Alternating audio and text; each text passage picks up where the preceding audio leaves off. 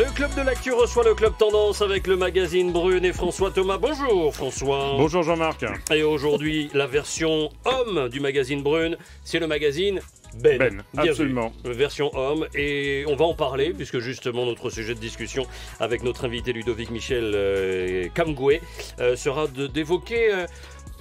les conséquences, les bourrelets, les conséquences du confinement, parfois, voilà, on a pris un peu de poids agréables chez les hommes. Vous en parlez dans Ben On va en parler, figurez-vous que comme on va arriver avec la Toussaint et la Noël, évidemment, attention aux gâteries de fin d'année qui arrivent et qui ne vont pas arranger les choses. D'accord, donc il y a du style à trouver malgré quelques petites rondeurs. Mégane Monatus, notre styliste de la boutique Mégane M, bonjour. Bonjour Jean-Marc. Et merci, quel plaisir de vous retrouver pour évoquer un sujet que vous nous avez proposé, sujet intéressant sur un petit peu cette manie due aux réseaux sociaux, d'être un petit peu, de se photographier, d'être un peu dans un look. Quelle influence cela peut avoir sur nous? Est-ce du narcissisme ou est-ce une véritable personnalité du coup on va faire le lien et on va en parler. Je salue notre invité Ludovic Michel Camgoué. Bonjour, merci d'être là. Bonjour. Merci d'être avec nous, François Thomas. Écoutez Jean-Marc, il y a une chose que l'on ne sait pas assez, c'est qu'effectivement le confinement ça fait des ravages, mais ça fait aussi des ravages pour le corps. Est-ce qu'on peut imaginer un seul instant que si on ne fait pas les 10 000 pas dans une journée, ce que recommande l'OMS, l'Organisation mondiale de la santé, eh bien on peut prendre jusqu'à 500 grammes tous les 2 ou 3 jours si on ne fait pas attention à sa propre alimentation. Aïe. Et pendant cette période de 3 mois, on va dire, allez, on va aller jusqu'à fin juin, fait mal, ça. eh bien les Français, en tout cas en France hexagonale, ont pris jusqu'à 2,5 kilos. Ouais. Certains sont même jusqu'à 5 kilos. Je ne vais pas faire l'injure avec vous tous qui vous y connaissez au niveau des tailles. Eh bien, ça a des conséquences sur la tenue vestimentaire. On peut aller jusqu'à 1 ou 2 tailles au-dessus de la taille que l'on prend habituellement. Ce n'est pas rien. Alors évidemment, nous, on s'est interrogé sur Ben en se disant qu'est-ce qu'on peut faire par rapport à ça. Évidemment. Par rapport à tous ces hommes qui ont pris. D'abord, on va dire maigrir. Ça, c'est sûr. Mais il y a aussi les autres solutions qui sont tout simplement de regarder sa garde-robe avec un autre regard. D'accord. Peut-être de voir dans quelle mesure on peut tout simplement assumer dans l'immédiat ses embonpoints, ses bourrelets, et puis peut-être voir comment on peut porter beau, porter d'autres vêtements, porter une autre silhouette pour justement se mettre à son avantage. Et on a la chance... c'est là que Ludovic intervient. Mais oui, parce qu'on a la chance d'avoir un expert en la matière. Ludovic Michel Camgoué est originaire du Cameroun, mais il a aussi pignon sur rue. C'est lui qui a lancé les marques Stradel. C'est plusieurs boutiques dans les quartiers UP de Paris où il fait à la fois dans le prêt-à-porter et aussi dans le sur-mesure. Et c'est lui qui vous aide à vous relooker, à être dans le style, en fonction de votre corpulence. Voilà, et c'est là où nous y sommes. Et Ludovic Michel Camgoué, bonjour. Vous êtes avec nous. Je sais que vous êtes sensible à l'élégance masculine. Alors, la question qu'on a envie de vous poser d'entrée de jeu, c'est est-ce que déjà, puisqu'on imagine que les couleurs, les motifs, ça joue, est-ce qu'il faut rester dans le sobre et porter sombre pour justement éviter d'être tout en masse, ou est-ce qu'il faut faire autrement? C'est quoi l'attitude dès le départ? Bonjour à tous déjà. Ludovic Camgoué, donc la marque Stradel, donc on se situe dans le 7e arrondissement. Je lui disais effectivement, on parlait tout à l'heure de la prise de poids, malheureusement pour certains pendant le confinement. Sorti de là, c'est vrai 4, 5, 6, 3, 4, c'est beaucoup, certes, mais ça se perd. Mais c'est vrai que vestimentairement, je dirais dans un premier temps, si au lieu de racheter forcément des vêtements, d'élargir la garde-robe, c'est peut-être racheter quelques-uns si besoin y est, sur des choses relativement classiques, relativement basiques, faciles à mettre. Par exemple, au lieu de monter. Moi, je dirais, ça paraît bateau, mais je veux dire, aujourd'hui, j'ai une garde-robe, si j'ai une belle garde-robe, un peu colorée, j'ai des basiques, j'ai des couleurs foncées, des gris, et là, il va faire, je prends du poids, je ne peux pas me permettre de changer toute ma garde-robe dans un... Alors justement, c'est ça Ludovic Michel, c'est quoi l'idée? Qu'est-ce qu'on fait avec sa garde-robe primaire, initiale? La garde-robe primaire, on la retrouve, puisque on est bien d'accord, c'est le confinement, c'est une prise de poids passagère. Donc ce poids-là, on devrait le perdre progressivement dans un premier temps. Mais en attendant, je m'achète quelques basiques. Ah d'accord, donc c'est d'acheter. Alors la question de François, en fait, c'était de savoir, est-ce qu'il faut, comme d'habitude, se mettre en tout noir ou on peut faire autre chose et autrement? Oui, mais si c'est dans l'homme ou dans la femme, il y a beaucoup de vêtements déjà quand on fabrique un vêtement, on laisse une espèce de relâche à l'intérieur qui permet de relâcher un vêtement. On peut relâcher un vêtement, je prends un costume pour homme, une veste pour homme, un pantalon. On peut relâcher un vêtement de manière à regagner une demi-taille ou une taille avec des vêtements anciens. Donc dans ces cas, je peux dire, sur quelques vêtements de ma garde-robe, je prends le parti de faire une retouche pour agrandir légèrement ces vêtements de manière à pouvoir garder les vêtements de ma garde-robe sans forcément investir dans de nouveaux vêtements. Voilà. Mais Ludovic Michel Camgoué, est-ce que ce qui est important aussi, est-ce que la couleur, le motif, c'est important? Est-ce qu'il faut jouer d'entrée de jeu la carte sobre? Parce qu'évidemment, si en sobre, on n'a pas besoin de changer facilement de vêtements, on voit qu'on a finalement... Est-ce que les lignes verticales, horizontales, les poids, c'est mieux ou pas? Oui, mais c'est très...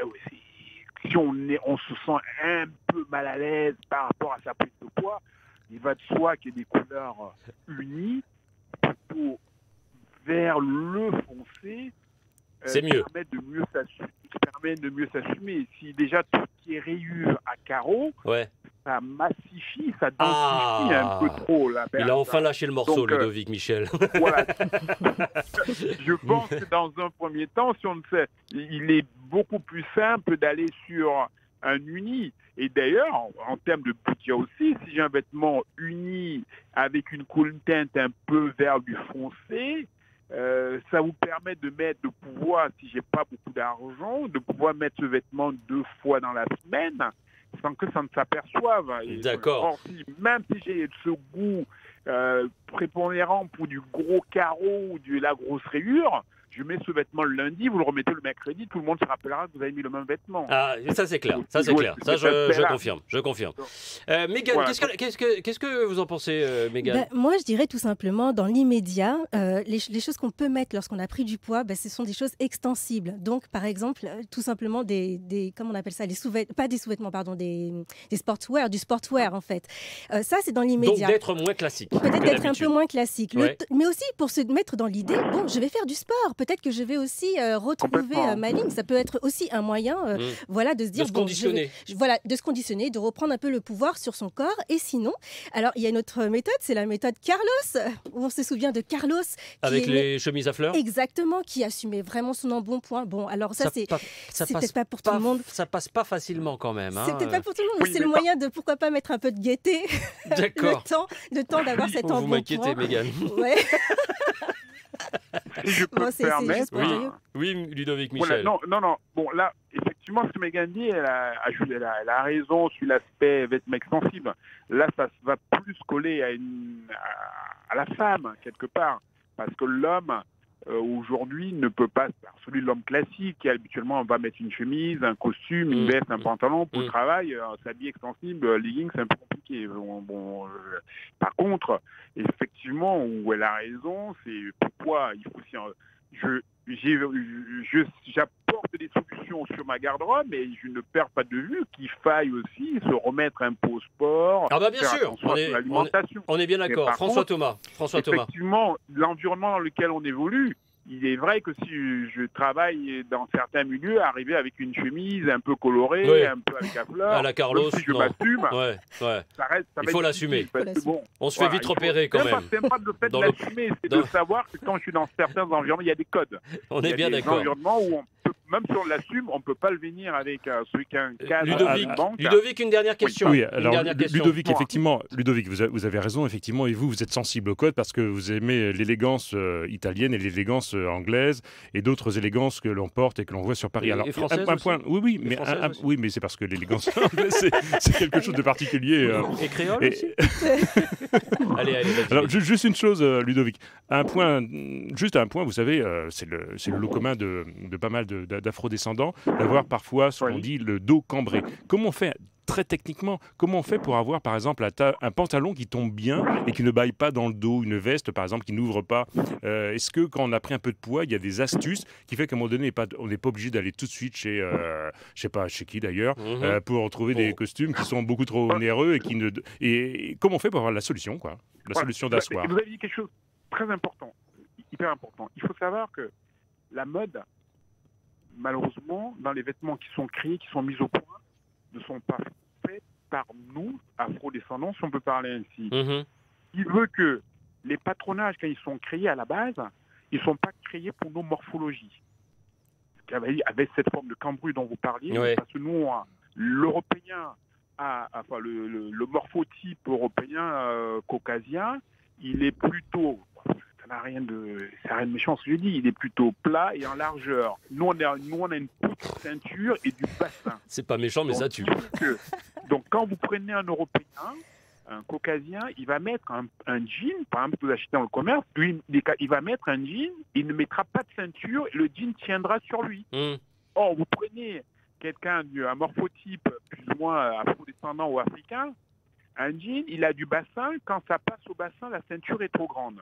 Donc, ce qui fait que nous, quelque part, on a quasiment obligation, quand on achète un vêtement dans le commerce, il faut savoir qu'il faudra le faire retoucher, ce vêtement. Il faut aller juste voir le retoucheur du coin qui va, lui, adapter ce vêtement à votre corps. Et donc une petite retouche, une petite retouche nécessaire qui coûte pas très cher en général. De la retouche, et qui permet du coup de ramener le vêtement à soi et à sa morphologie. Donc de la retouche.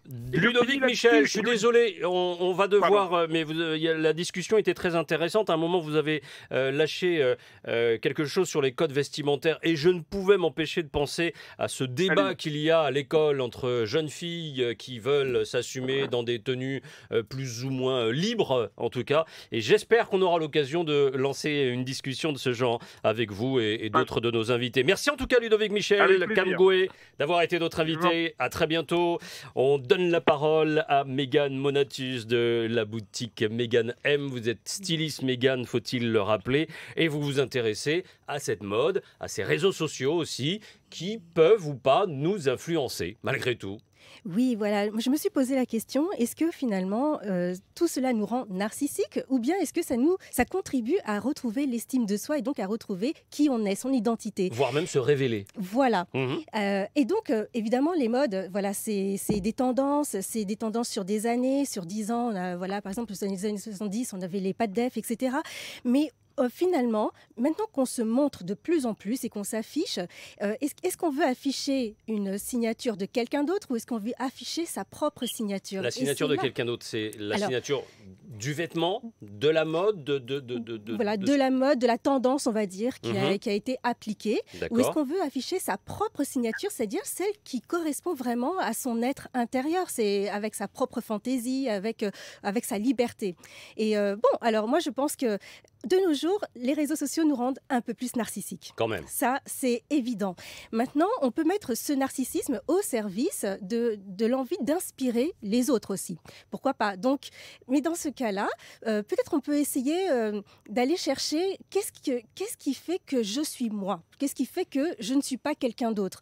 Bon, c'est une piste. C'est une piste. Qu'est-ce qu'on en pense? C'est une piste et c'est pas évident, malgré tout, à déceler et à s'en rendre compte, parce que, à part quelqu'un comme vous, avec une personnalité de look bien affirmée, c'est pas évident de se créer comme ça son propre look sans être influencé par une mode en général, d'hommes ou de femmes, d'ados ou pas. C'est quand même assez particulier. Il faut pouvoir assumer ce look. Alors, ça se décide. Moi, personnellement, j'ai une sœur jumelle, donc déjà, j'étais toujours habillée comme ma sœur jumelle.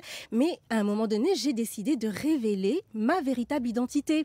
Mais ça, c'était aussi, alors à la fois intérieur comme extérieur. Puisque en fait, finalement, la mode, ou en tout cas le vêtement, c'est aussi un outil, c'est un langage, c'est une façon de se montrer et c'est une façon d'être. Donc, quand on va Dis-moi comment tu t'habilles, je te dirai qui tu es, c'est ça un petit peu. On peut dire, il y a des expressions comme l'habit ne fait pas le moine. Mais le moine, on le reconnaît par l'habit. Bon, eh bien, voilà, peut-être que c'est bien de savoir qui on est, de rechercher qui on est, qu'est-ce qu'on a envie de donner à l'autre, qu'est-ce qu'on a envie de donner à voir à l'autre. Voilà, et être le plus authentique, finalement. Après, est-ce que ça, c'est plus un conseil que vous donnez?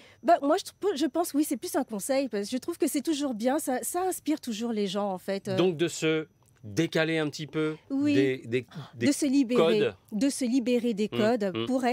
pour se sentir libre d'être, libre d'exister. Il y a une phrase d'ailleurs de Gianni Versace, donc Ah bah, ça va. ne soyez pas dans les tendances, ne laissez pas la mode s'emparer de vous, mais décidez de ce que vous êtes, de ce que vous voulez exprimer, par ce que vous portez et de la façon dont vous vivez. Et moi, je trouve que c'est parfait parce que finalement, cette phrase-là, elle s'applique à toutes les personnes, qu'elles soient dans la montagne, à la mer, je ne sais pas moi, n'importe où. Assumez votre...